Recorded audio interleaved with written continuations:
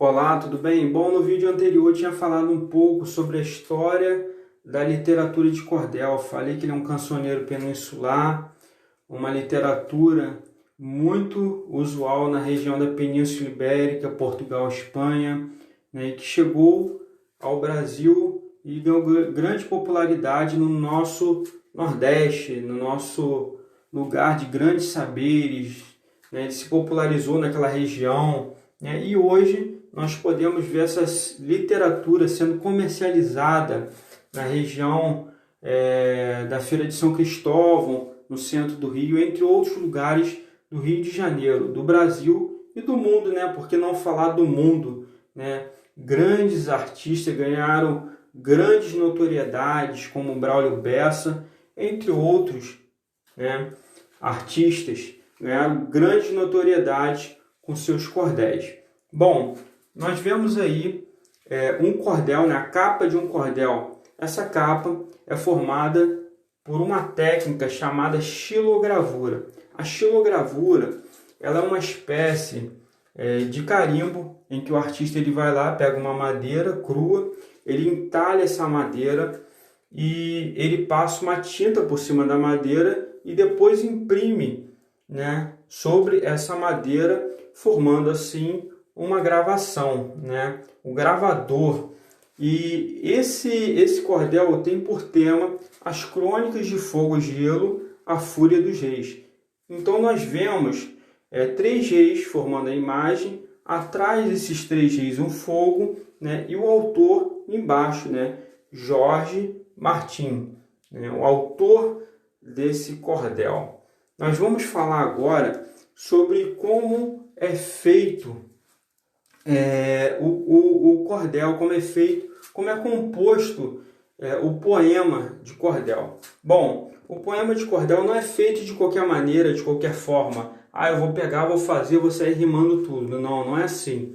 Ela tem toda uma regra, tem toda uma métrica. E nós vamos ver que métrica é essa, que regras são essas para se compor um cordel com uma boa qualidade. Tá ok? Bom, aqui nós vemos uma estrofe composta por 6 versos, né? Ela diz assim: era de madrugadinha, já estava raiando a luz, o menino atravessado saía como um Jesus. Quando o padre viu o peste, fez logo o sinal da cruz. Então nós vemos que cada verso desse possui 7 sílabas, sendo que no segundo verso a última palavra possui uma sílaba tônica. No quarto verso, a última palavra também possui uma sílaba tônica.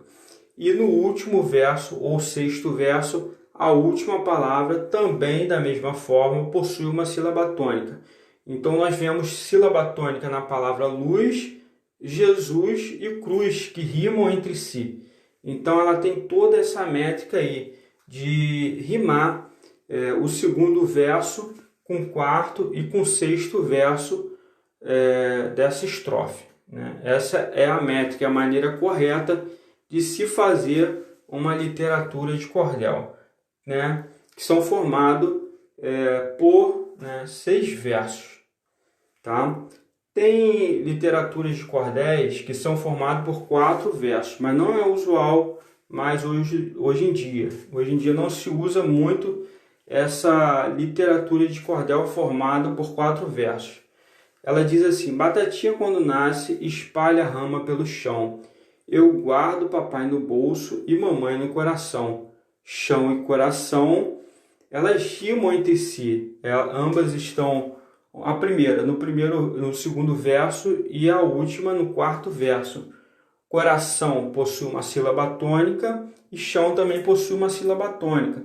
Elas rimam entre si e elas estão intercaladas, né, os versos dela, uma no segundo e outra no quarto, tá?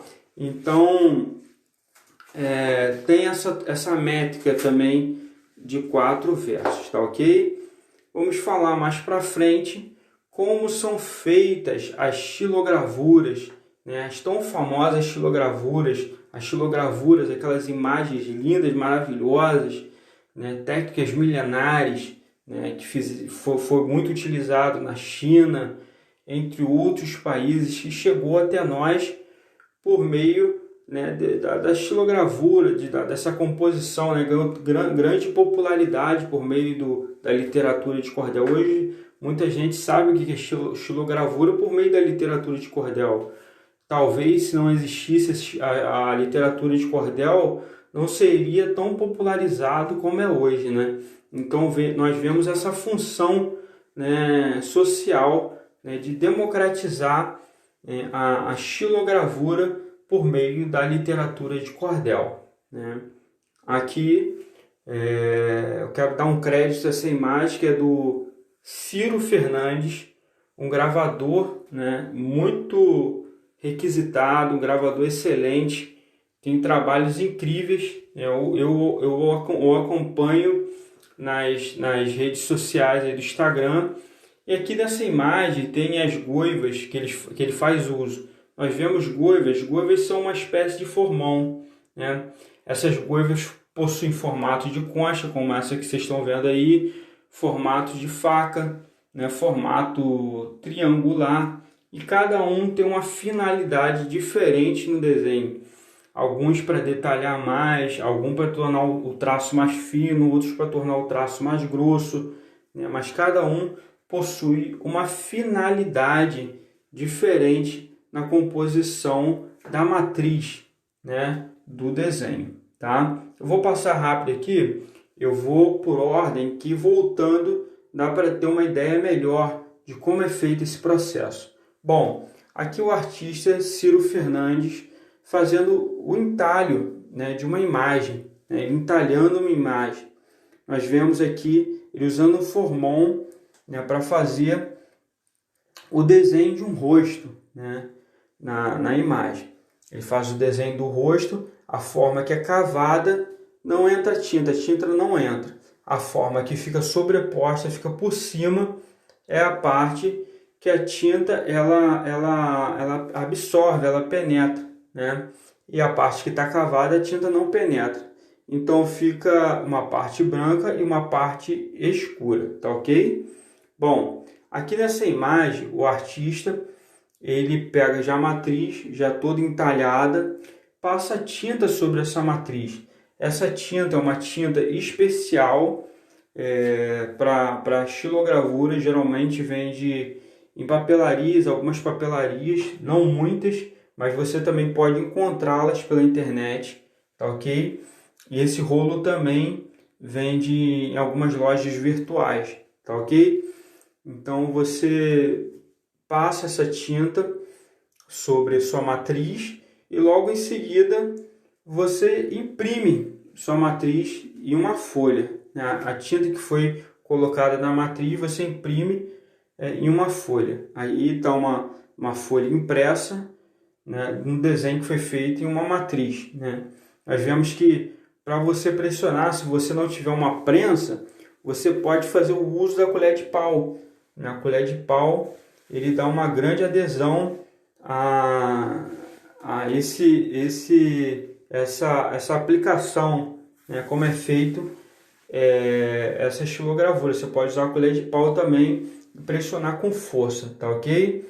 Bom, aqui ela é feita, como ela é composta. Aqui eu já mostrei para vocês os materiais que são feitos. Falei também sobre a forma que é composto, né, o poema de cordel, a métrica que segue, né, a regra específica para fazer um cordel, né, a regra, que é como é feito um cordel para você compor, né, um poema de cordel da maneira correta. E aqui, né, como vocês viram aqui já o cordel, né, a capa do cordel, né, com dizer a temática e a ilustração do cordel. Então, se você tiver alguma ideia, você escreve primeiro essa ideia, depois você tenta passar para o papel, depois pega uma matriz, né, uma madeira, faz um entalho, passa a tinta com rolo, e depois você pode imprimir. Se você não tiver auxílio de uma prensa, a prensa é muito cara.